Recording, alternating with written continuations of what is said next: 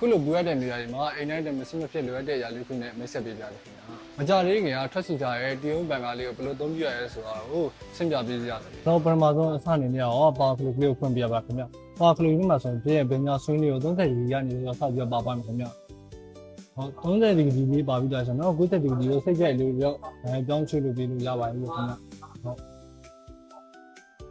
90ဒီဂရီပြောင်းပြီးဆိုတော့180ဒီဂရီမျိုးသားဆွေးလေးကိုလည်းပြောင်းထားပြီးလို့ရပါတယ်ခင်ဗျာ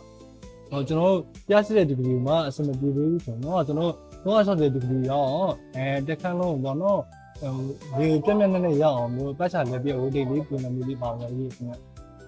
ဟောနောက်တစ်ခုအနေနဲ့ရော speed လေးကိုလည်း1 2 3ကိုပြောင်းထားပြီးလို့ရပါတယ်ခင်ဗျဟုတ်ဒါမှမဟုတ်ကျွန်တော်တို့ကအချိန်နဲ့တက်မှတ်ပြီးတော့ထားချင်တယ်ဆိုရင်လည်းတိုင်မာလေးကို1နာရီ2နာရီ4နာရီ7နာရီမျိုးထားလို့ပြီးလို့ရပါတယ်ခင်ဗျကျွန်တော်ဒီမူလေးရော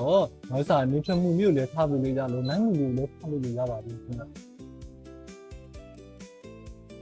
ဟုတ်ဒီမင်းတို့မိတ်ဆက်ပြီးလေဒီတရုတ်ဘန်ကာလေးရဆိုရင်ပြည့်တိတိကျကျစီပြီးတော့